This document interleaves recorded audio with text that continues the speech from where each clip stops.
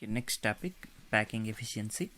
So packing efficiency is nothing but percentage of volume of the unit cell is occupied by the constituent particles. ಅಂದರೆ total volume of unit ಸೆಲ್ಲಲ್ಲಿ ಎಷ್ಟು ವಾಲ್ಯೂಮ್ನ constituent particles occupy ಮಾಡ್ಕೊಳುತ್ತೆ. So ಅದನ್ನು ನಾವೇನಂತ ಹೇಳ್ತೀವಿ ಅಂದರೆ packing efficiency.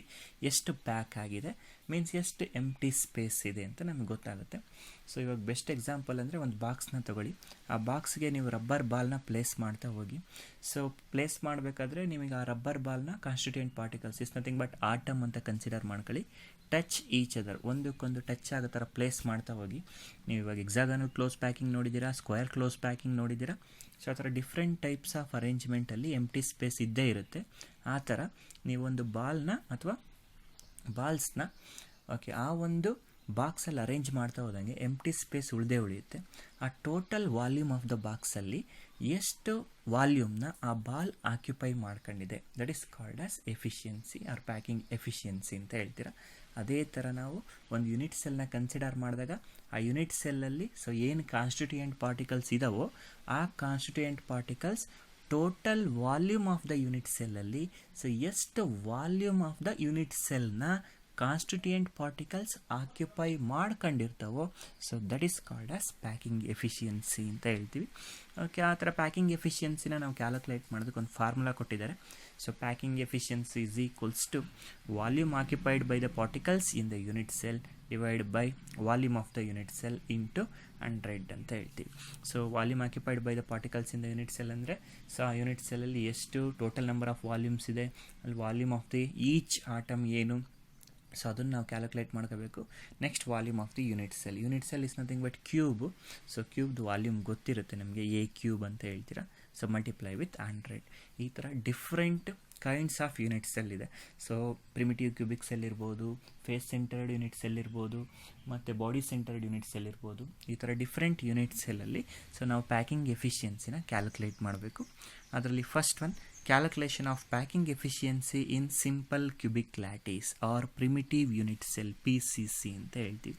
Simple cubic lattice ಅಥವಾ primitive unit cell ಅಂದರೆ ನಿಮಗೆ ಡೆಫಿನೇಷನ್ಸ್ ಗೊತ್ತಿರಬೇಕು.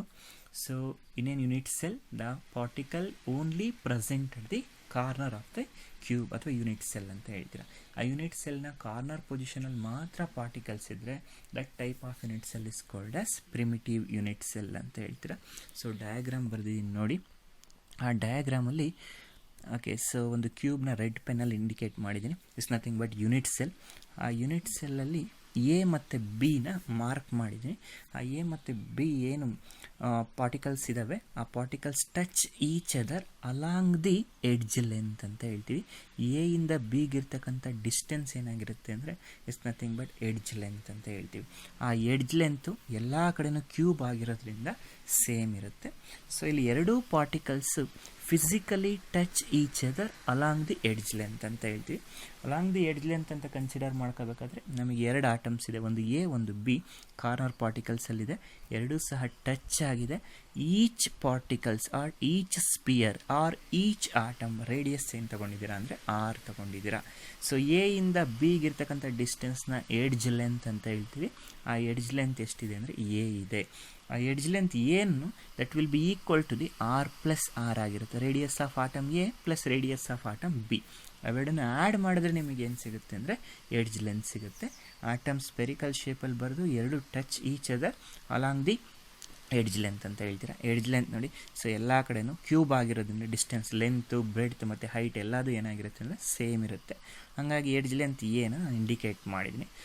This is the diagram of the primitive unit cell. ನಾನು ಎರಡು ಪಾರ್ಟಿಕಲ್ಸ್ ಮಾತ್ರ ಇಂಡಿಕೇಟ್ ಮಾಡಿದ್ದೀನಿ. ಇದೇ ಥರ ಎಲ್ಲ ಕಾರ್ನರಲ್ಲೂ ಸಹ ಪಾರ್ಟಿಕಲ್ಸ್ ಇರಬೇಕು. ಡಿಸ್ಕಸ್ ಮಾಡೋಣ ಯಾವ ಥರ ಕ್ಯಾಲ್ಕುಲೇಟ್ ಮಾಡೋದು ಪ್ಯಾಕಿಂಗ್ ಎಫಿಷಿಯನ್ಸಿ ಅಂತ.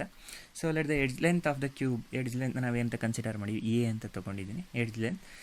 Next and radius of each atom be R ಅಂತ ಕನ್ಸಿಡರ್ ಮಾಡಿದೆ. ರೇಡಿಯಸ್ ಆಫ್ ಆಟಮ್ ಏನೂ R ಇದೆ, ರೇಡಿಯಸ್ ಆಫ್ ಆಟಮ್ ಬಿನೂ R ಇದೆ. ಆ ಎ ಇಂದ ಬಿಗಿರ್ತಕ್ಕಂಥ distance is nothing but edge length, ಅದು ಮೇಲ್ಗಡೆ ಮತ್ತು ಕೆಳಗಡೆ. ಎಡ್ಜ್ ಲೆಂತ್ ಎರಡೂ ಏನಾಗಿರುತ್ತೆ ಅಂದರೆ ಸೇಮ್ ಇದೆ ಎಲ್ಲ ಕಡೆನೂ ಎ ಅಂತ ಕನ್ಸಿಡರ್ ಮಾಡಿದ್ದೀನಿ. ಆ ಎನ ಏನಂತ ಬರಿಬೋದು, A can be written as radius of the cation A ಇದೆ. Radius of the atom A plus radius of the atom B ಅವೆರಡನ್ನೂ ಆ್ಯಡ್ ಮಾಡಿದ್ರೆ ನಿಮಗೆ ಎ ಇಂದ ಬಿಗಿರ್ತಕ್ಕಂಥ distance is nothing but edge length ಸಿಗುತ್ತೆ. ಹಾಗಾಗಿ R+R ಅಂದರೆ 2R ಆಗುತ್ತೆ. So in simple cube the atoms contact each other along the axis. ಒಂದು ಆಕ್ಸಿಸಲ್ಲಿ ಎಡ್ಜ್ ಲೆಂತ್ ಆಕ್ಸಿಸಲ್ಲಿ ಓಕೆ ಎರಡೂ ಆಟಮ್ಸು ಟಚ್ ಆಗಿದೆ. ಸೊ ಹಂಗಾಗಿ A = ಏನು ಬರಿಬೋದು, ನಾನು 2R ಅಂತ ಬರಿಬೋದು. ಹಂಗಾಗಿ so edge length A = 2 times the radius of the atom ಆಯಿತು. Next the number of atoms per unit cell of simple cube. So simple cube ಆಗಿರೋದ್ರಿಂದ ಸೊ ಪಾರ್ಟಿಕಲ್ ಸೆಲ್ ಮಾತ್ರ ಇರುತ್ತೆ, ಅಂದರೆ ಕಾರ್ನರಲ್ಲಿದೆ. ಒಂದು ಕ್ಯೂಬ್ನ ಕನ್ಸಿಡರ್ ಮಾಡಿದ್ರೆ ಎಷ್ಟು ಕಾರ್ನರ್ ಇರುತ್ತೆ, 8 ಕಾರ್ನರ್ ಇರುತ್ತೆ. 8 ಕಾರ್ನರ್ ಆಟಮ್ಸಲ್ಲಿ ಕಾರ್ನರ್ ಆಟಮ್ಸು ಸೊ ಕಾಂಟ್ರಿಬ್ಯೂಷನ್ ಎಷ್ಟು ಪರ್ಟಿಕ್ಯುಲರ್ ಯೂನಿಟ್ ಸೆಲ್ಗೆ ಅಂದರೆ ಸೊ 1/8 ಆಗಿರುತ್ತೆ. 8 × 1/8 ಅಂದರೆ 1. ಸೊ ಹಂಗಾಗಿ number of atoms per unit cell of simple cube or PCC ಎಷ್ಟಾಗಿರುತ್ತೆ ಅಂದರೆ 1 ಆಗಿರುತ್ತೆ. ಸೊ ನಾವು ಒಂದು ಆಟಮ್ನ ಸ್ಪಿಯರ್ ಅಂತ ಕನ್ಸಿಡರ್ ಮಾಡಿದ್ದೀವಿ. ಸೊ ಹಂಗಾಗಿ volume of the sphere is nothing but volume of 1 atom ಅಂತ.